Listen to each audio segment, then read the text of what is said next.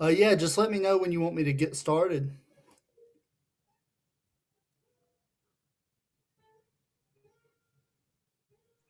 Hi, everybody. Welcome. Thank you for being here. Thanks for being here, Trey. Oh yeah, of course. It's all yours. Okay, awesome.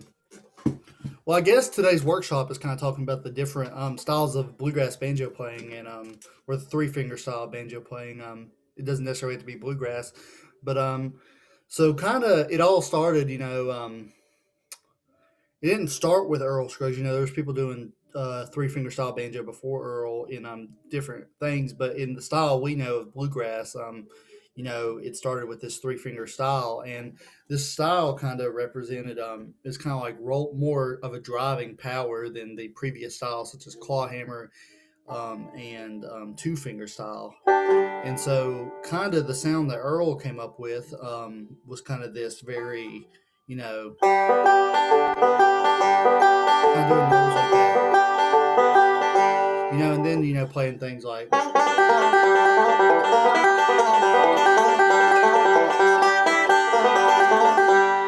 and that's kind of how Earl started. And he joined the Billman Run the Bluegrass Boys in 1945, and really it has been it was one of the most evolutionary things for the five string banjo, if not the most revolutionary thing for the five string banjo in a very long time.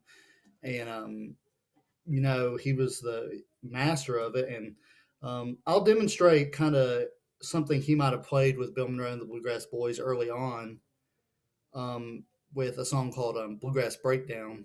Um, that's one I've done in the past in like competitions and such. But this is actually one of the first tunes he played. And, there's always this story that is, you know, I think it's there's Foggy Mountain Breakdown, then there's Bluegrass Breakdown, and the only thing that makes them different is the Foggy Mountain goes to this E minor chord right here, and Bluegrass Breakdown goes to the F. And so I'll play this song, Bluegrass Breakdown, and show you kind of how maybe Earl would have played it back in 1945.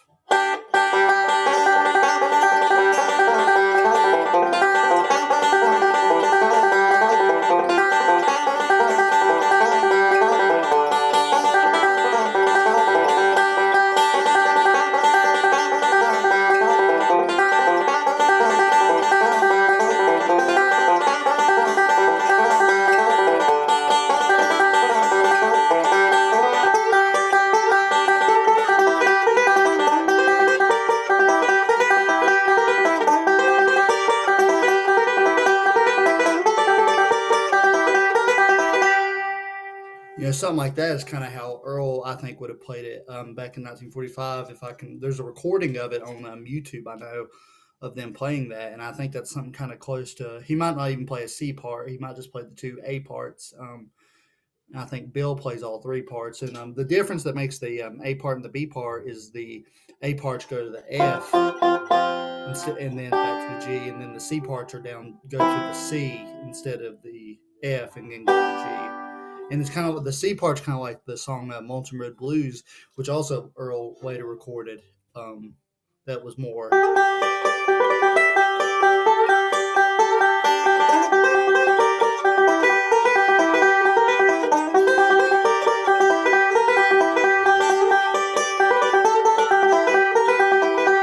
Something like that. And all these styles all together, they kind of this style altogether, it creates a really cool kind of background for a bluegrass band and really gives it its drive. Does anybody have any questions about anything I've said so far?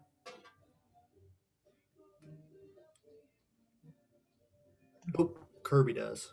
Yeah, hi Trey. I'm viewing you from Lancashire, England at the moment. Oh, It's awesome. 9 o'clock in the evening, very dark. Just so you know, what I wanted to know is more of a general question. I mean, I just have an open back banjo, but I'm interested in bluegrass as well, and I was wondering, is it possible to play as fast on an open back banjo without picks as it is on a resonator banjo with picks? It doesn't Okay, seem. so let me make sure I got the question right. So it's can you play as fast on an open back banjo without picks? Is that right? Yeah, You come with the resonator? Yeah, I think anything's possible when it comes to banjo. It's one of those things. Picks do definitely make it easier because sometimes, I'll just sit around if I'm just sitting at home in between classes or something. I'll just sit around without picks on and maybe pick something and it does make it a little bit more difficult, but it might be because I'm used to picks. But if you're not used to picks, using just your fingers might, I don't know, it might be easier for you. So I think you can do it. I think you can be just as fast with it if you're not used to the picks. But for me, where I'm used to the picks, it's definitely a ton easier. Okay, thanks. But yeah, um, but yeah, any other questions on kind of the Scruggs style approach of things? Anybody? And then all right. Um, oh, do you have another one, Kirby? Well, I was going to ask about the difference between the three style picking in old time as opposed to bluegrass. Are Yeah, the well, yeah. So old time uses this. A lot of times they'll use a claw hammer technique, which is like,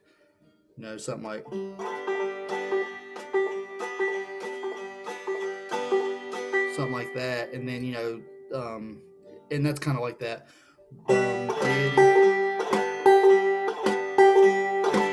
Let me pull my screen down so you can you see my right hand now?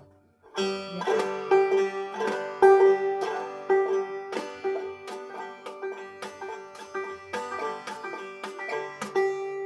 And that's kind of how claw hammer works. And then there's this two finger style that's something like that, and that's just using these two fingers. And then the three finger style, we're doing kind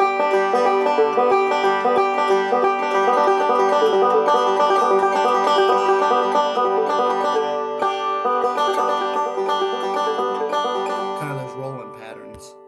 And you can play three finger style in old time context. I've learned a lot of old time tunes in three finger style, so note for note. So there's nothing saying you can't play the three finger style in old time, but yeah, traditionally it's played in a claw hammer or two finger style. thanks. Yeah. Yeah, but so kind of I'll go on now a little bit to this thing that is a concept called Keith style, which is melodic style, and this is kind of a it's kind of an interesting style. It's cool. It's really cool. I play a lot of it. I also play a lot of single string style as well, which I'll get onto later. But kind of the melodic style, your kind of approach is you want to play these different kind of like that. You're wanting to play each note of on a different string. You're wanting to alternate strings all the time, which is very similar. I kind of put melodic in between, somewhere in between single string and Scruggs, because on Scruggs you're wanting to play a different string every time, but you're also not doing, you can't do any kind of scale with Scruggs style, but you can do with Keith style you can do those kind of runs, and then a lot of people extend it and do and, you can do those kind of runs. And Bill Keith was the one that popularized this style, though there were people, there was a great, actually, two finger banjo player, speaking of it, that played a lot of melodic style stuff. It was like very similar to Bill Keith's, named Carol Best.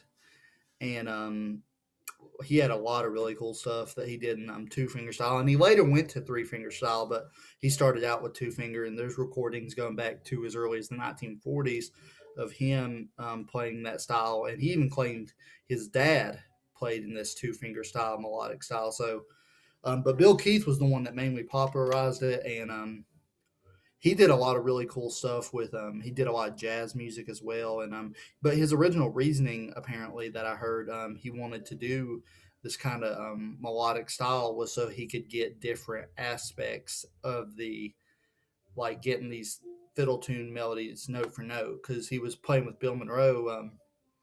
I think Devil's Dream was the first song, and he did that's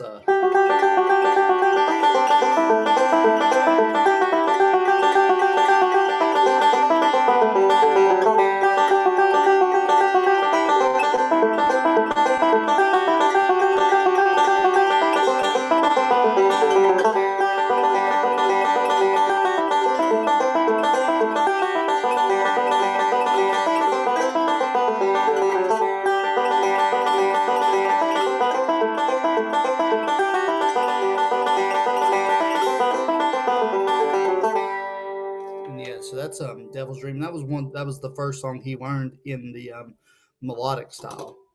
I have a question Okay. about that.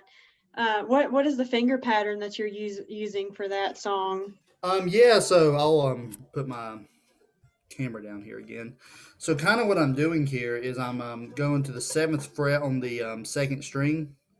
And the awesome thing about this song, that's such a good beginner melodic style song, is that you can it just is so repetitive. So a lot of the right hand motions are so similar. So right there, you're doing the 5th string and then 7th fret on the 2nd string, 5th string, 1st string. So.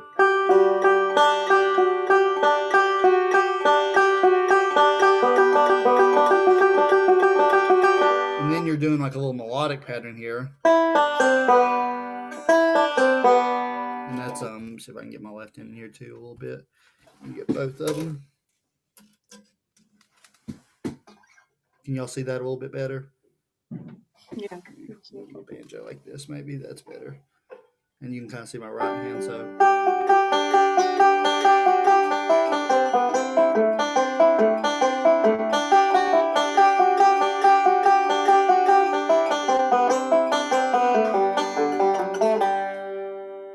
And, a good way to start with the melodic style is kind of starting with these scalar patterns I was talking about, where you can start on so it's be the open 3rd string, and then the 7th fret on the 4th string. That's with your, that's with your, on the right hand, that's with your index, and then thumb on the 7th fret of the 4th string, and then open 2nd string with your index finger, and then 5th fret on the 3rd string with your thumb, and then 1st string open with your middle, and then with your index, the 5th fret of the 2nd string, and with your middle on the right hand, the 4th fret of the 1st string, and then 5th string with your thumb. So there you got.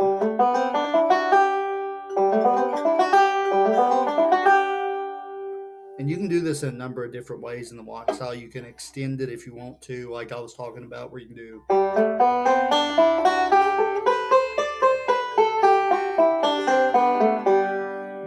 And this is kind of, I was talking about hitting a different string on every on like going through every other string. So you could do it a number of ways. You could do it.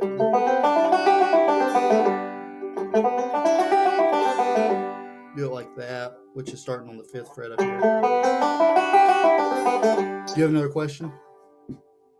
Oh, I was thinking how you were doing your, like, the finger roll, if it's like the back and forth motion. I know there's like 3 different ones or there's 2 different ones where you can do the, there's a straight 3-finger roll, 1, 2, 3, and then the other one is kind of like going back and forth. If that makes any sense?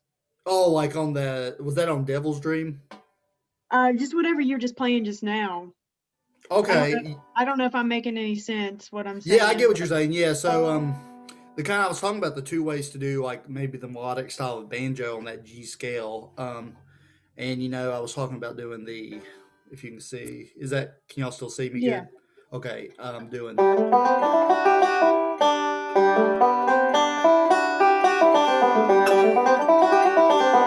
And that right there, it's kind of, you're wanting to use a different finger for every string on the right hand. So it's like, you don't want to ever repeat a finger. You don't want to do like, you don't want to just use your thumb, or you don't want to use 2, but you could use 2 on it. And that would actually work fine. And probably Carol Best, when he was figuring this stuff out, if he ever learned this kind of stuff, he probably would do it. And that's just me using my thumb and index. But but just for speed, you can get so much more speed doing it. Which I guess I could do at that festival. I've never practiced it like that, so that would be kind of hard for me. And then on this other one I was talking about, where you kind of have this position, which is the 5th fret on the 4th string and the 2nd fret on the 3rd string.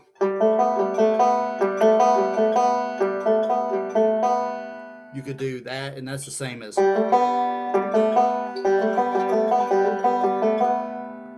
And you could. then just reach up and do the rest of the melodic position that way too.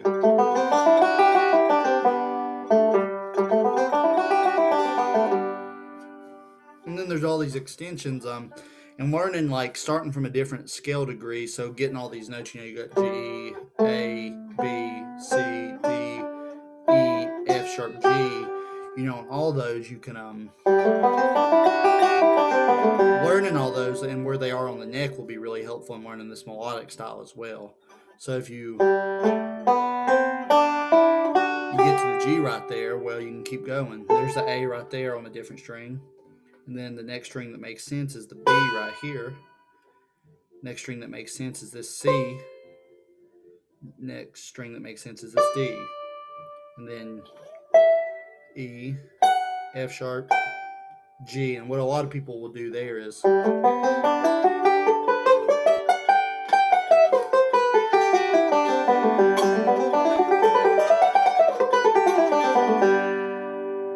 of like that. And that will give you the most efficiency as far as not having to, jump around a ton. Yeah, did that kind of answer your question? Yeah, it did. I just wanted to make sure that I was correct, because I thought that you were doing that, and I wanted to, just verify that, because I've taken banjo lessons before, and I did, quite a bit of that. So awesome. Yeah, there's tons of if you go online, I mean, there's tons of tab and stuff kind of talking about this melodic banjo style, and there's tons of lesson videos on YouTube if you're not a tab person that explain this concept pretty similarly how I'm explaining it. My friend Eli Gilbert, he does a lot of banjo lessons on YouTube. He does a ton of melodic style stuff, like in teaching it. So he has tons of great lessons on there if you want to check him out for all this stuff and how to explain it. Just because I know it's kind of a lot to take in a little hour session. But yeah, another song Bill Keith played is the I think it was Sailor's Hornpipe is another one he played. And I haven't played this one in a long time, and so this one it's and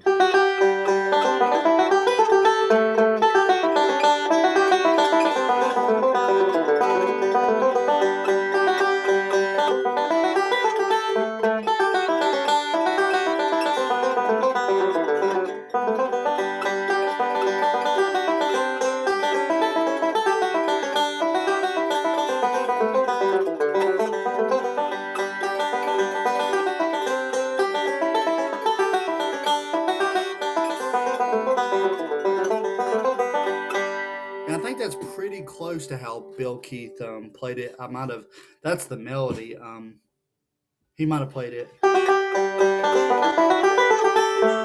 little differently, but I think I got it pretty close there on as far as fingerings go. And that's another great one. But there's some records I recommend y'all check out with all this stuff on it. There's a Bill Keith record called Something Odd, Something New, Something Borrowed, I think, something like that. If you look up Bill Keith, it's one of his only solo records. So that's a good one I would recommend checking out if you're interested in the style. And then there's Alan Mundy's another great player y'all can listen to. He does a lot of cool stuff with mixing the styles. And that's kind of another aspect I wanted to get into, is talking about before I went on to single string, which is a whole different technique. Alan Mundy is a really great person at combining Scruggs and melodic style, and he did trying to think of a tune. Well, for instance, I know his version of Bill Cheatham. He does and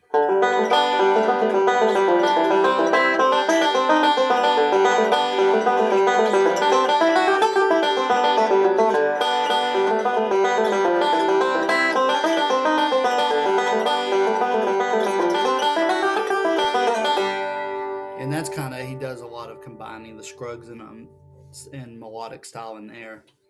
And but yeah, he's a great melodic person to check out. Scott Vestal does a lot of it too, and he's great. Played with Sam Bush's band, and so all those people are really good people to check out. Does anybody have any more questions before I kind of move on to the next topic, or do you want me to go back over something? All right, so kind of single string style is kind of like I was saying, was a whole different animal. And it takes kind of a similar approach of playing melodies, fiddle tune medleys. Sorry, note for note, and trying to think one. Like Blackberry Blossoms is another good one that you can play in both melodic and single string. You can play any melodic song in single string. It just kind of gets very hard after a while in certain things. But melodic, I'd play Blackberry Blossom like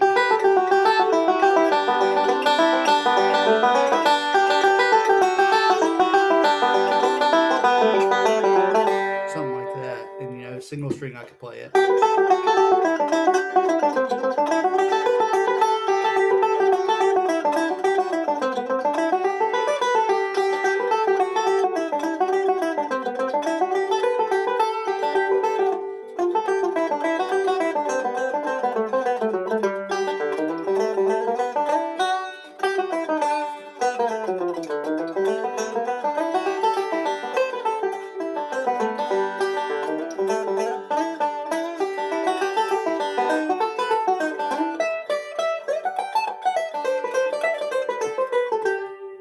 Something like that is maybe how I'd play it in a mostly single string style.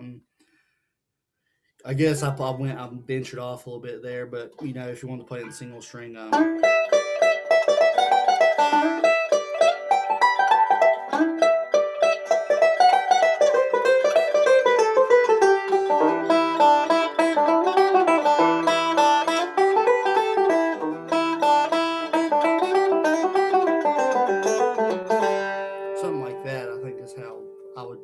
in that style. It's one I never really learned in single string style. I just always improvise over it, and because I know the melody. But on this style, kind of what you're wanting to do is this is one where you most people use thumb and index on it. But a lot of newer people, there's a banjo player named Rex McGee that does this, and there's a banjo player named Ryan Kavanaugh that does this, and they add in their third finger to this to kind of get a. Where's it? And I do a mix of both. I will use the third finger a lot, the middle finger, just for speed purposes, because sometimes I'll be playing a single string line like something like that.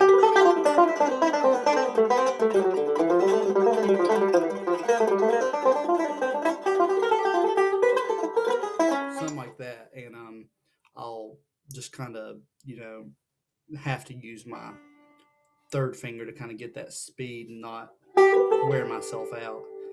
And I think that's mainly the reason that Ryan does it, because Ryan gets amazing speed with it. But let me talk about kind of like at least this two finger kind of idea, which is starting on the fourth string on the fifth fret with your thumb, and then if you're wanting to play a G scale, do then which is A, which is the seventh fret on the fourth string, and then fourth fret on the third string, fifth fret on the third string, seventh fret on the third string, fifth fret on the second string, seventh fret on the second string, and then fifth fret on the first string. And the idea of this is try to play as many notes on the same string as you can is the idea of single string, and without it kind of wearing you out. There's multiple ways to do it. You can do it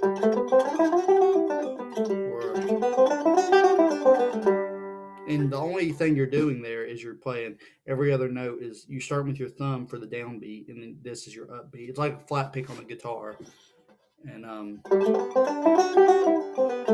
then you can run that in a variety of different ways, like with thirds, like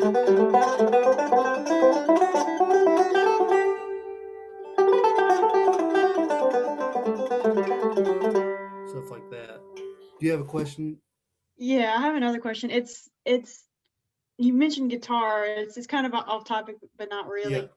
Yeah. I know like the last four strings on guitar are the same as the banjo. So I was wondering if like whenever you are chording on the banjo or like, fingering on the banjo, if it's going to be the same as it is with guitar. Actually, it's going to be a little different. So the fourth string of a guitar is actually tuned up to an E, which is this right here. So everything is moved up like 2 frets. My guitar's behind me. I would grab it, but since it's a banjo, I'll just stick to this. But so, like, if I was playing a G on a banjo on these 4 strings, I'd play that right there, maybe. And then on a guitar, the only thing that'd be different is the bottom string would be moved back 2 frets. So Okay. it'd look like this. So it's So not the same. no, they're not the same. Oh, Yeah, you basically, yeah. So these middle 3 strings are the same as a banjo oh, on a guitar, and then the bottom string is tuned to an E. I mean, you on a guitar, and then on the banjo, it's tuned to a D. yeah.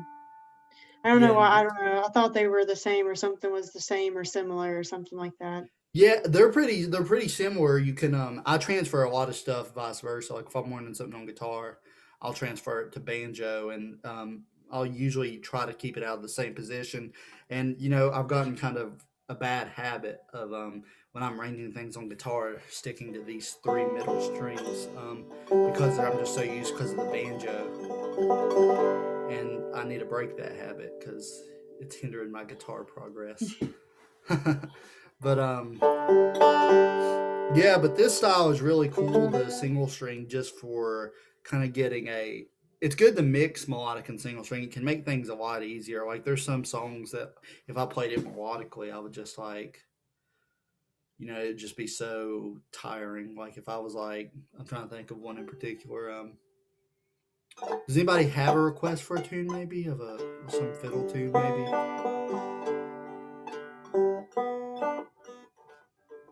Soldier's Joy, maybe. Oh,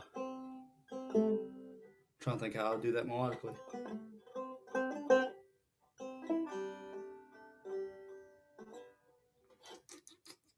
I wouldn't. I'd have to figure that one out melodically. I've never tried that one melodically. I know it's Scruggs style, but I've never done it melodically. But That would probably be a little challenging. yeah, it's kind of like a very like simple. But let me think. Let's think like what about Arkansas Traveler? Do y'all know that one? So it's kind of starting. Okay,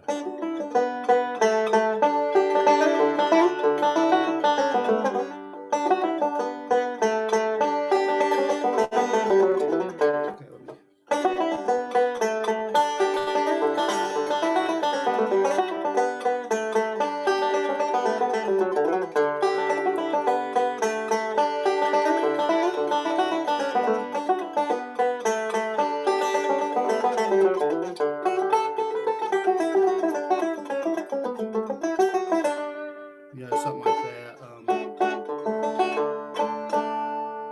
Yeah, but the first part there, see, I'm starting it with single string,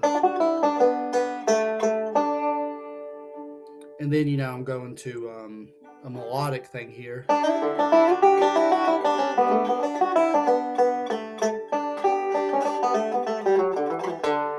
Something like that, and that's just alternating all those. That's kind of going back and forth. The reason I didn't do Soldier's Joy is I don't really know necessarily how you would go because that one's more one that would be easier to play melodic versus single string because it would just be kind of then switching the styles. It wouldn't really. I don't think that would work too well, but it could. I just never have done it that way. But yeah, I kind of want to leave it up to y'all for questions now. About 4:30 here, so whatever questions y'all have as far as anything from me or anything like that. I know I'm like asking all the questions, but I'm genuinely curious. So with like the fifth string capo, Yeah. I've always kind of wondered like how that comes into effect and like why it comes into effect. I mean, obviously to be in the same key with the rest of the strings, but I don't know. It's just like Yeah. So the that fifth string here concept is is kind weird. of. Are you talking about how like maybe I utilize the fifth string? Yeah, Okay. yeah, and like why you would need to, yeah. Yeah. So the fifth string. It's one of those things. It is the reason it was made that way, so you get the octave of G. So right here, the fifth string is the same as the fifth fret of the D string. Because it's D, E flat, E, F, F sharp, G. And so the reason it's just for an octave thing, and it helps with this. 5-string banjos were around though before even 3-finger style was around. So necessarily the reason why they would necessarily have the fifth string before, I'm not sure because it was a different style. But a lot of people when they get up here, it's just like a lot of it's rolling. Power there, and then if you're wanting to do backup,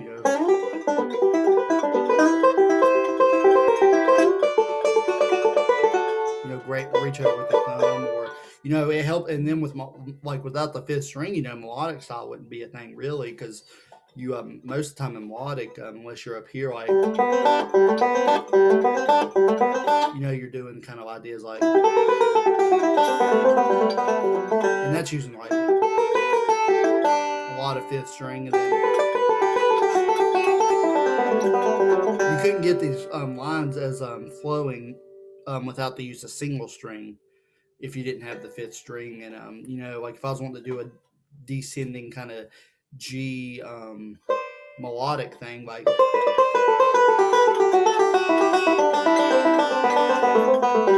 that'd be so. If not, I'd have to do something like something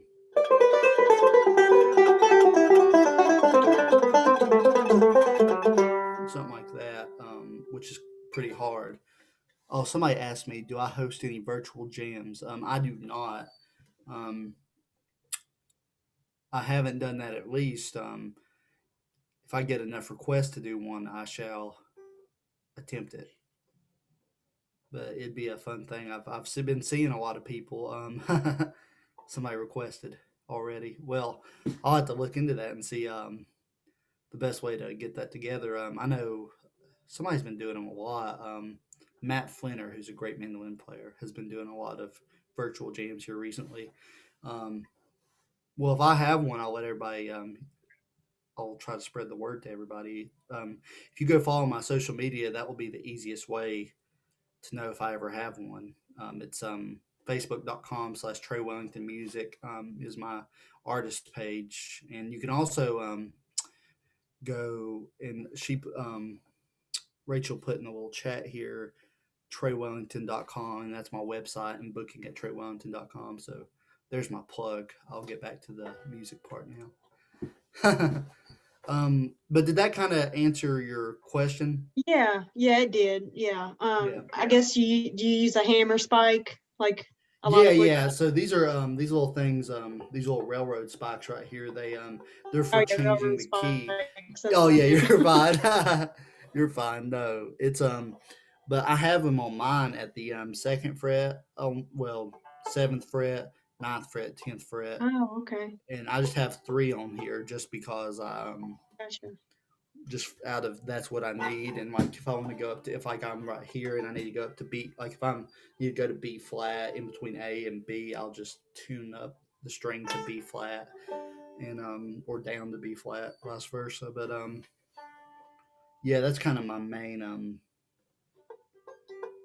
yeah. So yeah, that's how I kind of modulate keys. And a lot of times if I play D open, and you need this open, because if you did it without it, it would kind of sound something like, I might, but then you get a completely different style of thinking,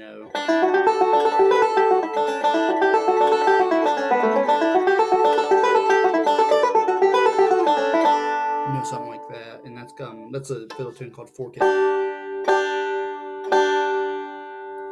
Deer there, and it's a and that's just one of the many I play with that. And sometimes I will play D open with the 5th string tuned to G, but a lot of the time that is another helpful use. And a lot of people I know, if they play like C, like there's a song Rawhide that a lot of people play, and some people leave it at G, or some people even capo their 5th string to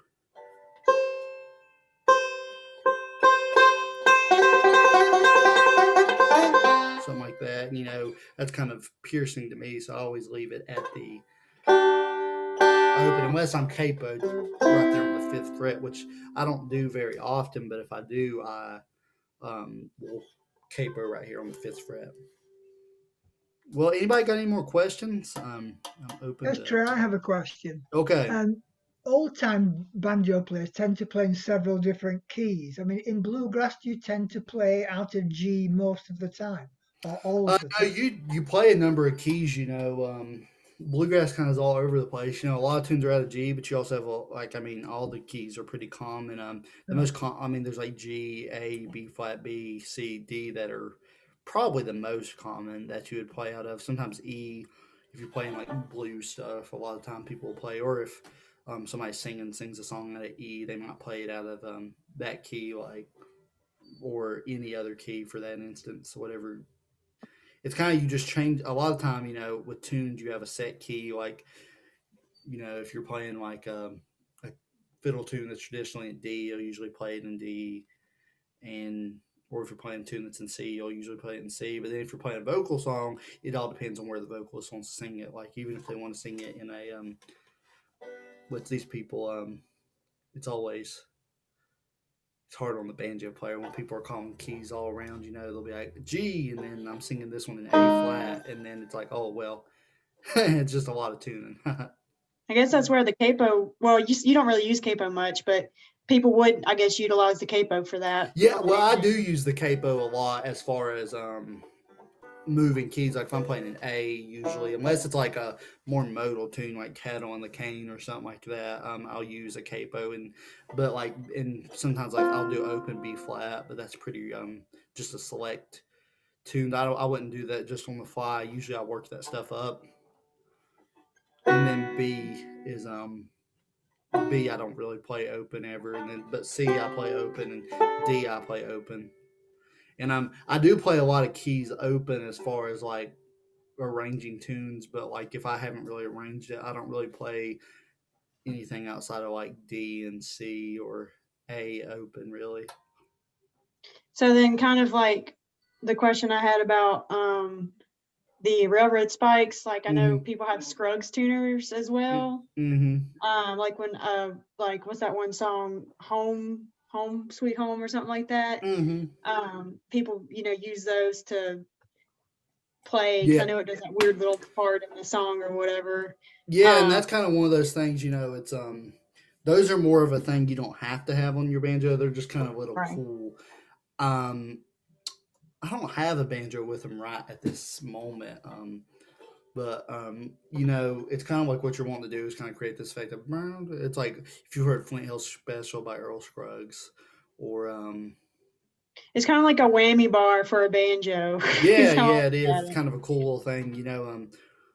The coolest, somebody that's really cool at them, this guy named Buck Trent, and he does this like whole little like, it's weird. He has a whole system where he can make it sound just like a pedal steel guitar, which is so cool.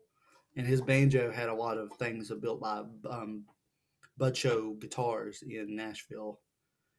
They used to be a steel guitar company, and they put a lot of stuff on his and give it these like without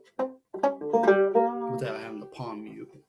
But kind of going, I kind of want to go back to single string for just a second, just because we're getting kind of close to time, and talk about somebody else. Don Reno was the founder of single string. I talked about Bill Keith. Might have been people doing single string before Don Reno. It's kind of, with anything in banjo, it's kind of all like, it might have been somebody before doing it, but Don Reno is the one that popularized it. And he played a lot differently than like you'll hear like banjo players like Bela Fleck or Scott Best or Ryan Cavanaugh play. Or Noam County, he'll play like, Don Reno will play out of positions more than these players, which makes it kind of a nice thing, because like he has a break on, I think, this song called Big Train that's like, and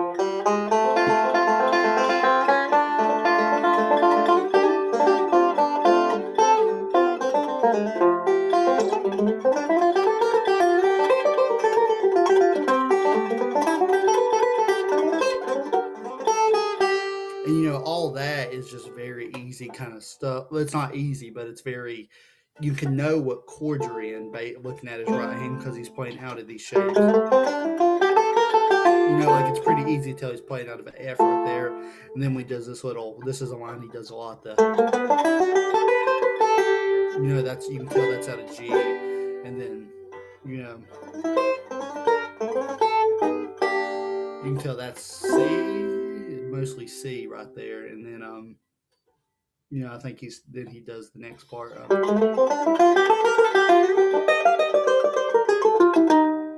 then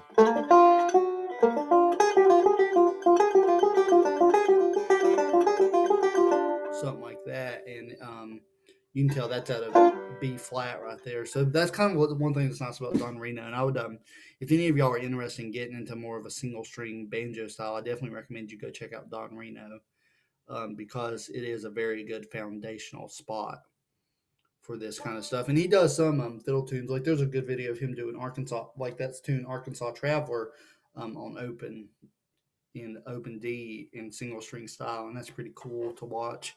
He mixes some of like the Reno style, which is very the Reno like straightforward style, which is kind of it's different because he uses mostly forward roll. It's a lot like Ralph Stanley's banjo style in the straight ahead stuff. But anybody have any more questions? We got I don't know how much time we have left. Yeah. Okay. I've got one, Trey. Watching some performers, I've seen them altering the tuning pegs in the middle of a tune as they're playing. What's that about? What's going on? Yeah, that's kind of what Maggie was talking about with the detuners, and that's one of those things that it's kind of like a novelty thing. Like I would demonstrate, but I don't have them on here, and I don't want to knock my banjo out of tune. But it's I can it's kind of like.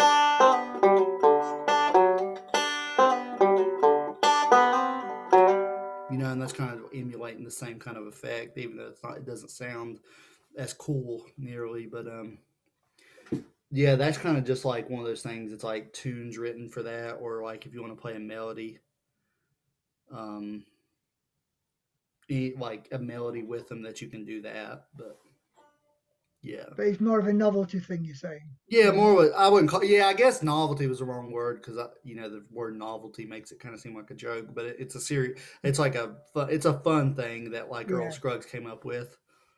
Right. That's pretty cool. That and Bill Keith Scruggs did it originally. With his regular tuners, he did Earl's breakdown with his regular tuner. If you actually hear it, you can tell he didn't get in one of the song on his next breaking until he didn't get all the way back. You can hear him kind of get it tuned back up. He does. He did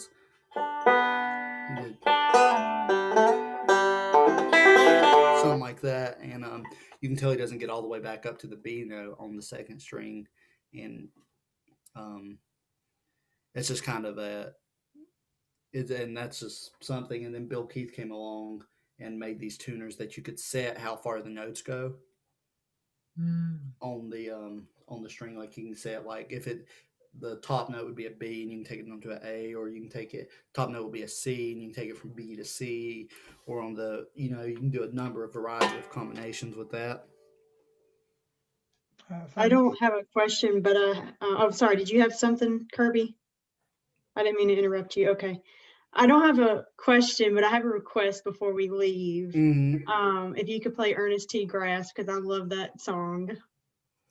I haven't played that one in years. Is that the Sammy Schuler song? Yeah. Let's see.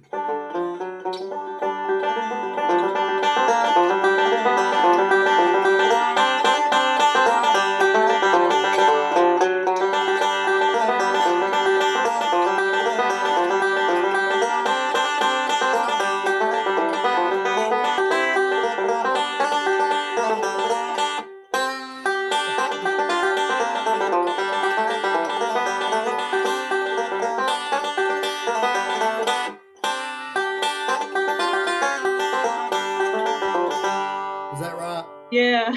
Okay. Yeah, it's been a few years. I remember learning that one. I haven't played it in a long time though.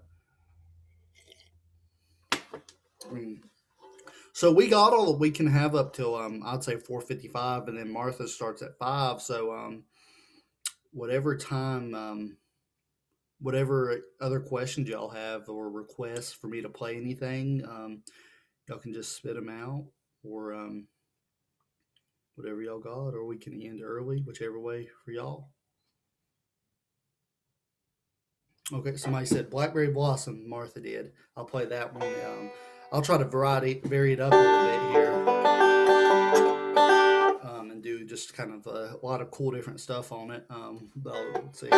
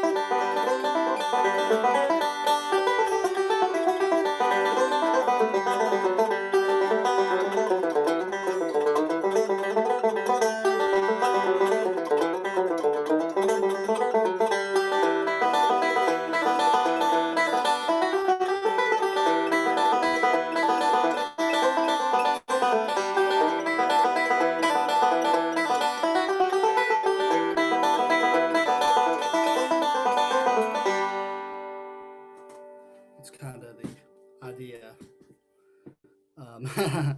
Messed up a few times there. It's all right though.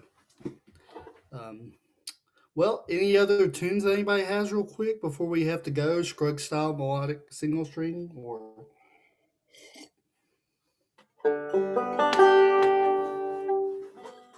I can play one to something out of my catalog, something like an original piece if you want, or Yeah, I was just thinking, Trey, why don't you just play your favourite tune at the moment, whatever you're working on? okay, yeah. Hmm. Okay, so yes, original tune that I recorded on my CD, Uncaged Thoughts, and where my website is, TreyWellington.com. You can order this CD on there. One of the tunes off there is something called Gibbous Moon, which is more of it's kind of a jazzier tune, and it's kind of a little cool. I wrote it, listened to some of David Grisman's music.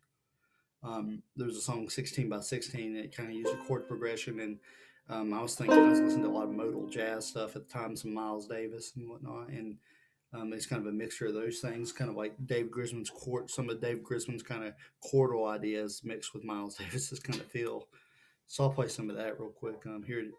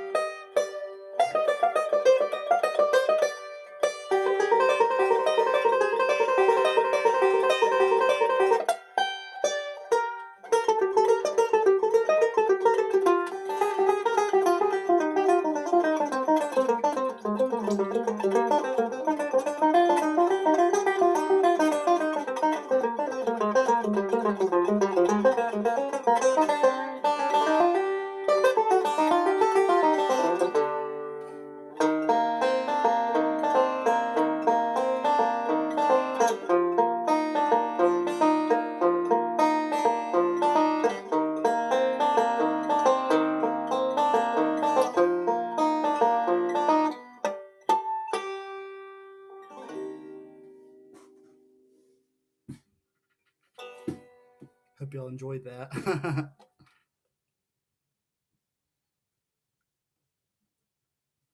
I hope you all had a good time at this workshop, and if anybody wants to reach out to me, you can contact me at traywellington.com. That has all my information, and please reach out if you want to order a CD or if you want any kind of lessons. I give lessons and anything like that, or any advice. I'm starting to get into some transcription stuff, so if anybody wants to try to wants to learn something and you want me to transcribe it for you, I will just email me and we will work out the details. But this was super fun, everybody. Thanks, Trey. Really interesting. Thank you. Thank you. Thanks. Thank Thanks you, everybody Trey. for showing up. This is great. Thank you. Thank you. Bye. Martha Spencer has a dance workshop at 5:00, so y'all make sure to show up to that if you're interested. We'll Thanks, see y'all everybody. later. Thanks, Trey. Bye. Bye. See ya. Bye.